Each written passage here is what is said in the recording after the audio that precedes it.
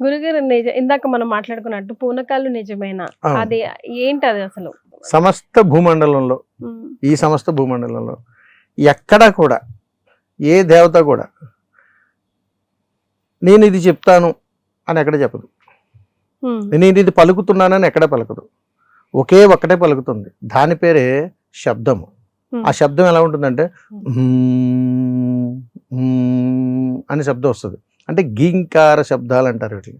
ఈ గీంకార శబ్దాల్లో జంతు తోలుతో చేసినటువంటి డమరుకాల మీద కొట్టేటప్పుడు గమనించండి, జంతు తోలు, ప్లాస్టిక్లు కాదు, జంతు తోలుతో చేసినటువంటి డమరుకాల్లో అదే ఆ డోలు ఇవన్నీ ఉంటాయి, వాటి మీద కొట్టేటప్పుడు పింపీనాదాలు అంటే పెద్ద పెద్ద శబ్దాలతో వాడేటట్టు బూరలు అంటాం మనం, అలాంటి వాడేటప్పుడు కాలక గజ్జలు, దీన్ని గజ్జల మోత అలా చేసేటప్పుడు ఈ భూమికి అని తన్నుతుంటాం. శబ్దం కూడా పేరదే, భూమికి ఇలా తన్నేటప్పుడు భూమికి అని కాళ్ళకు గజ్జలు కట్టి అమ్మను భూమికి అని చెప్తున్నప్పుడు ఈ 3 శబ్దాలు క్రోడగించగలిగినప్పుడు అమ్మవారి యొక్క ఈ నాసికా పుటం నుంచి ముక్కు పెద్దగా అయ్యి, అంటే ఈ ముక్కర పెద్దది చేసుకుని అనే శబ్దం బయటకు వస్తుంది.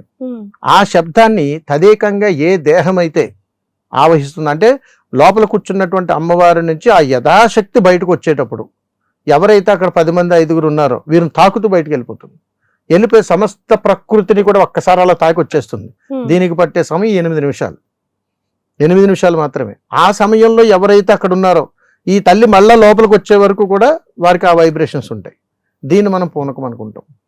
ఎందుకు అలా కనెక్ట్ అవుతుంది అని అంటే, అమ్మవారి యొక్క దివ్యమంగళమైనటువంటి శక్తిని తన దేహం నుంచి బయటకు వచ్చేటప్పుడు ఆ శబ్దాలకు ఆనంద తాండవం చేస్తుంది అమ్మవారు.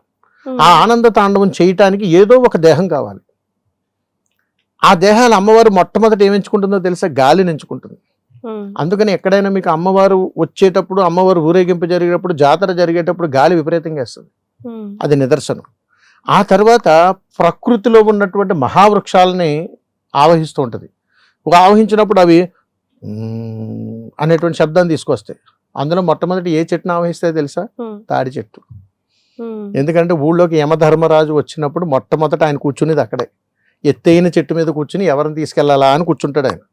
అందుకని మైలుకు మాత్రమే ఎక్కువగా ఉపయోగిస్తారు అవి. అందుకని మా ఇంట్లో మైలు వచ్చిందండి, ఎవరో పెద్ద మనిషి అయ్యారండి అంటే మొట్టమొదటి ఆకులు తీసుకొచ్చే పెడతారు. అర్థమవుతుందట. అమ్మవారు వచ్చిందండి అని అడిగితే ఆకుల్లో పోసే కళ్ళు కూడా ఇస్తారు. అంటే దాని విధానం, అంటే యమధర్మరాజు కోసం ఆయన చరిత్రలో ఇవన్నీ ఉంటాయి. అందుకని ఒక అతీతమైనటువంటి అనుగ్రహంతో అమ్మవారు ఒంటి మీదకి వచ్చి పూనకాలు ఇవ్వాలి అని అంటే, అమ్మవారు లోపల ఉన్నటువంటి శిలరూపం నుంచి బయట ఉండేటువంటి ఒక అతీతమైనటువంటి శబ్దంతో మనందరం ఒకే శ్వాసతో ఉంటాం అక్కడ. అమ్మోరు అమ్మోరు అమ్మోరు అమ్మోరు అమ్మోరు తప్ప రెండో ప్రపంచం ఉండదు అక్కడ.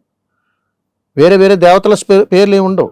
మా అమ్మ, మా ఊరమ్మ, ఏదో పేరు ఉంటుంది కదా, ఆ పేరుతోటి అంతా అనేక రకాల శబ్దాలు ఒకే ప్లేస్లో ఉంటాయి. మళ్ళా వేరే వేరే చోట ఉండవు. అంత శబ్ద తరంగాలతోటి ప్రకృతితో జరిగేటువంటి అనుసంధానంతో ఏ దేహమైనా సరే ప్రకంపనలకు లోనవ్వాల్సిందే. ఇప్పుడు ఉదాహరణకు డీజే ఉడుతున్నారు ఎక్కడో, ఇక్కడ మన గుండెల్లో దడదలాడుతుందా? అదేటి గురుగారు అక్కడ డీజే వస్తే ఇక్కడ దడదలాడంటే దాని వైపు అంతే.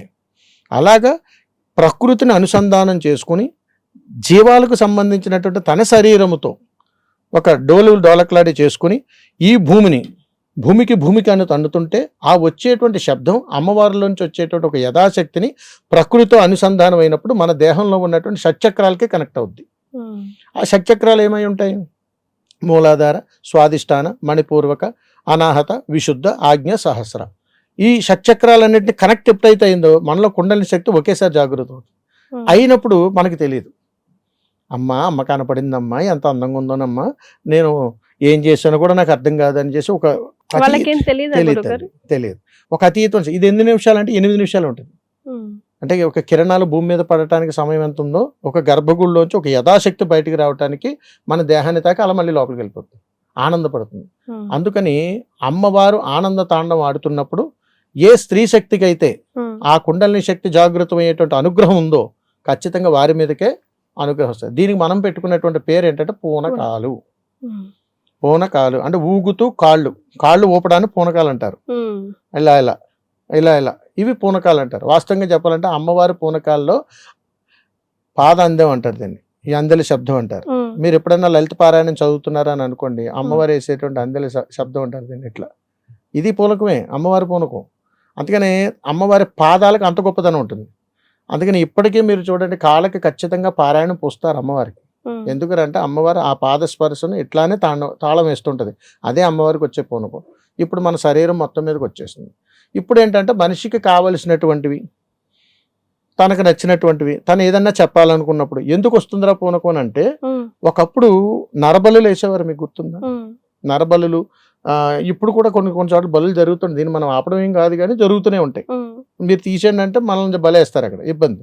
అందుకని ఆ బలులు వేసినప్పుడు అక్కడ ఉన్నటువంటి ఆహారాన్ని గెద్దలు ఎత్తుకుని తీసుకెళ్ళిపోయేవి. ఎక్కడికి? ఎత్తైన ప్రదేశానికి. వాళ్ళు తినేవారు కాదు, విసిరేసేవారు. బలేసేస్తే వదిలేసేవారు. దాన్ని తీసుకెళ్లి గద్దలు తినేవి. ఎక్కడికి? ఎత్తైన ప్రదేశానికి తీసుకెళ్లేవారు. కాబట్టి అది గద్దె. ఆ గద్దె ఇప్పుడు గద్దెలు ఇళ్లలోకి వచ్చేస్తున్నాయి. అంటే గద్దె ఉందంటే, మా ఇంటి వెనకాల గద్దె ఉందంటే అక్కడ వాక్కు చెప్తారండి. అది ఎక్కడ చెప్తారు? ఊరు పులిమేరలో ఉండాలి, ఎత్తైన ప్రదేశంలో ఉండాలి, అది గద్దె. అక్కడ చెప్పేటువంటి ప్రదేశాల్లో మీరు అక్కడికి వెళ్ళి చూడండి, అమ్మవారు వస్తున్నట్టుగా పూనకంతో మాట్లాడతారు. అర్థమైందా మీకు? అది గద్దె. కాబట్టి ఈ సాంప్రదాయం అక్కడి నుంచి వచ్చింది. అది అందుకని ఏంటంటే వాళ్ళు గట్టిగా మాట్లాడిన తర్వాత, అమ్మ ఏం జరిగిందంటే, నీ పని అవ్వలేదంటే, బలికి వరుతుందండి అమ్మవారు, మేకపోతుని బలేయండి లేదా దీన్ని బలేయండి అని చెప్తారు తప్ప రెండో సమాధానం ఉండదు. అందుకని అమ్మవారి యొక్క పూనకాల్లో అమ్మవారి అనుగ్రహంతో, తల్లి ఆత్మానందంతో, భగవంతుడు ముందు అర్పించేటువంటి సకల శబ్దాల నుండి అమ్మవారు తన ముక్కెరలను పెంచుకుంటూ శ్వాస ఉచ్ఛ్వాసల నడుమన ఆనంద తాండవం చేయటానికి అమ్మ చూపించేటువంటి ఒక ఆత్మానందమైనటువంటి నాట్యం. వాస్తవికంగా ఆ తల్లి బయటకు వచ్చినప్పుడు సమస్త ప్రకృతి కూడా అమ్మను అభిషేకిస్తుంటాయి. మహావృక్షాల ద్వారా, గాలి ద్వారా, అనేక రూపాయల సముద్రంలో ఉన్నటువంటి కెరటాల ద్వారా, గ్రామాల్లో ఉన్నటువంటి పచ్చక బయళ్ళ ద్వారా ఒక అద్భుతమైనటువంటి ప్రకంపనలు జరుగుతుంటాయి. అలా వచ్చిన తల్లి ఆ కాసేపు చూసి ఆనందించి వెళ్ళిపోతుంది. ఇది తల్లి పూనకాలంటే పరమార్థం. అది మనం అనుకుంటున్నట్టుగా ఇప్పుడు ఊగేస్తున్నాం, నాకు వచ్చేసింది అనేది కొంత కావాలని చేసేటువంటి ప్రయత్నాలుగా చెప్పొచ్చు. And for more videos, please subscribe to iDream. Please subscribe to iDream. Please subscribe iDream. And please subscribe to iDream. For more videos, subscribe to iDream. please like, share and subscribe to the channel. Congratulations, iDream. Subscribe to iDream. Subscribe to iDream. So subscribe to iDream Media. iDream ki iDream team andarki huge congratulations. Please subscribe iDream Media. Please subscribe to iDream. Subscribe iDream. Please subscribe to iDream. iDream అంటే నా కళల channel subscribe చేసుకున్న నోరు తిరుగుతలేదు, మీరైతే గంట గుర్తు కొట్టండి. For more such videos, please subscribe to iDream. Subscribe to iDream. Please subscribe to iDream. Please subscribe iDream Media. Please do subscribe to iDream. Please subscribe to iDream Media. For best entertainment and information, please subscribe iDream. And don't forget to subscribe to iDream.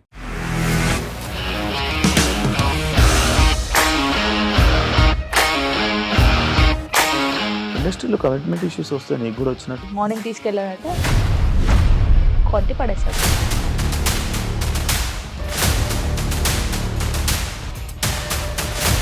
ఒక్కళ్ళు కూడా చూడలేదు ఈ cinema అని చెప్పడానికి కూడా చాలా ధైర్యం కావాలి. అది నిజం కదా, దాంట్లో ధైర్యం ఏంటి? ఇది నెక్స్ట్ డే ప్లేట్ మార్చేస్తే తప్పు కదా. As of now we are comfortable this అని నేను అనుకున్నాను. రష్మిక గారిది మీది ఒకే ఊరు అంటే కదా. నీకు కోపం వచ్చిందంటే బాగా తిట్టేత్తరా? తిట్టేద్దామండి. నిజంగా గేమ్ ని ఎలా చేంజ్ చేయగలిగారు? ఏపీఎస్ఎఫ్సి వాళ్ళకి 6 నెలల్లో నేను 6 లక్షలు కట్టా. బిజినెస్ చేయాలనుకుంటే it is as difficult as riding a tiger.